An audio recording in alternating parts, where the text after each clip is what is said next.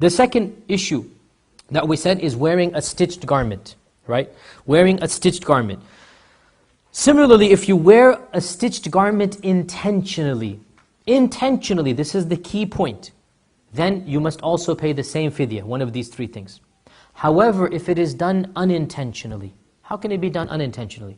Suppose at Muzdalifah it's very cold at night, there's no tent over you, and you're shivering, you forget about it, you pull a sweater out of your backpack, right? And then you put it on. Somebody says, Astaghfirullah, you're wearing a stitched garment. You say, oh, Astaghfirullah, I'm wearing it. There's no fidyah. Because Allah says, whatever you have done accidentally, khata, nisyan, Allah has forgiven it, right? And the Prophet ﷺ said, رُفِعَ عَنْ أُمَّتِي, Allah has raised from my ummah anything that they've done accidentally and mistake, and somebody forced them to do it. If you mistakenly wear a stitched garment, there's nothing on you for men. Similarly, suppose it's very, very hot, right? And you're walking in the sun, and you just take a cap out and you put it on your head to cover yourself from the sun. Somebody say, you're wearing the cap. Oh, you take it off. Once again, it was unintentional.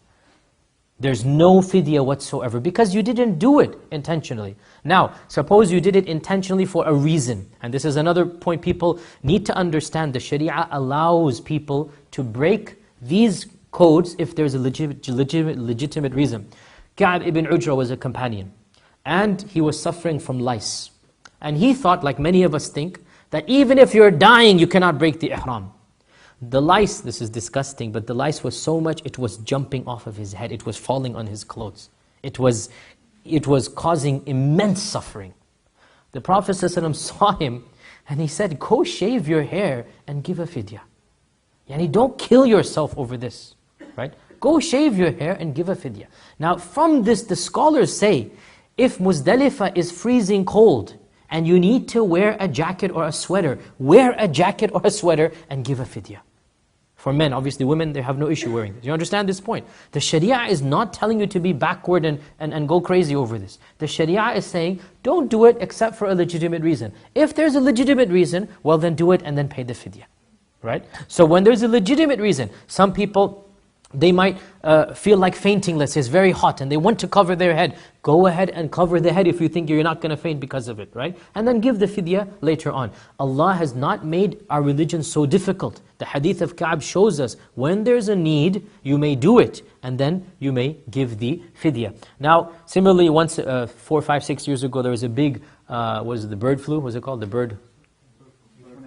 The bird, the HN41 or whatever, right? The swine flu thing, right? So a lot of Hujjaj were wearing the cap, the surgical mask, right? No problem.